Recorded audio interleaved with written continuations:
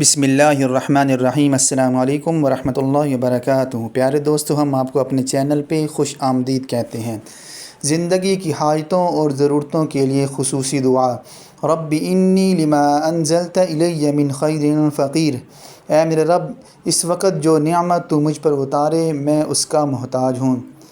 حضرت عبداللہ بن عباس رضی اللہ تعالیٰ عنہما فرماتے ہیں، حضرت موسیٰ جب مصر سے نکلے تو ان کے پاس کھانے کی کوئی چیز نہ تھی۔ سبزیاں اور درختوں کے پتے کھا کر سفر کرتے رہے۔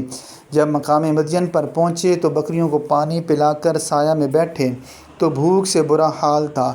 تو اس وقت یہ دعا فرمائی کہ میں بھوکا ہوں، کچھ کھانے کو دلا، اور بے آسرا اور بے وطن ہوں، کوئی ٹھکانہ عطا فرما۔ چنانچہ اللہ تبارک و تعالی نے ان کی دعا قبول فرمائی اور سارا بندوبست فرمایا۔